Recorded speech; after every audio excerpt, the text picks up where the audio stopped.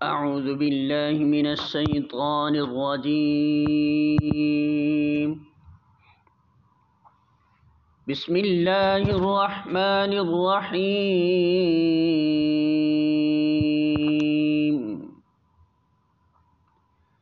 قد كان لكم آية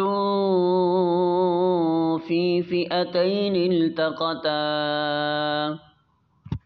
فئة تقاتل في سبيل الله وأخرى كافرة يرونهم مثليهم رأي العين والله يؤيد بنصره من يشاء إن في ذلك لعبرة لأولي الأبصار.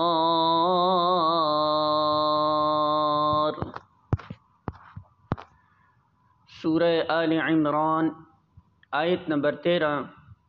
ترجمہ: تمہارے لیے ان دو گروہوں میں ایک نشان عبرت تھا جو بدر میں ایک دوسرے سے نبرد آزما ہوئے. ایک گروہ اللہ کی راہ میں لڑ رہا تھا اور دوسرا گروہ کافر تھا. دیکھنے والے بچشمے سر دیکھ رہے تھے کہ کافر گروہ مومن گروہ سے دو چند ہیں، مگر نتیجے نے ثابت کر دیا کہ اللہ اپنی فتح و نصرت سے جس کو چاہتا ہے مدد کر دیتا ہے. دیدہ بینا رکھنے والوں کے لیے اس میں بڑا سبق پوشیدہ ہے.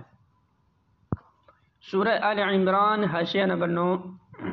اگرچہ حقیقی فرق سے چند تھا، لیکن سرسری نگاہ سے دیکھنے والا بھی یہ محسوس کیے بغیر تو نہیں رہ سکتا تھا کہ کفار کا لشکر مسلمانوں سے 2 گنا ہے.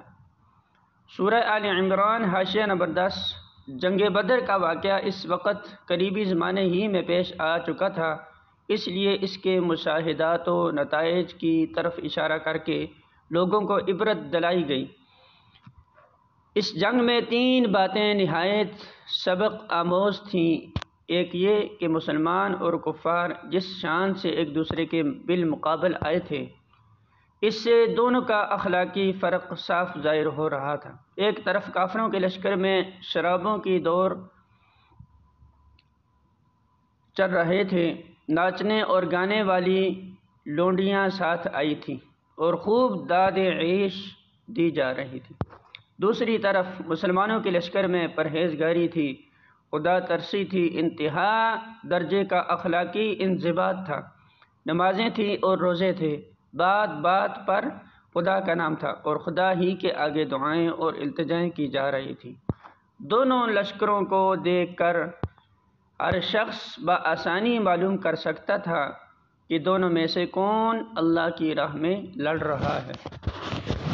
دوسرے یہ کہ مسلمان اپنی قلت تعداد اور بے سر و سامانی کے باوجود کفار کی کثیر التعداد اور بہتر اسلحہ رکھنے والی فوج کے مقابلے میں جس طرح کامیاب ہوئے، اس سے صاف معلوم ہو گیا تھا کہ ان کو اللہ کی تائید حاصل تھی.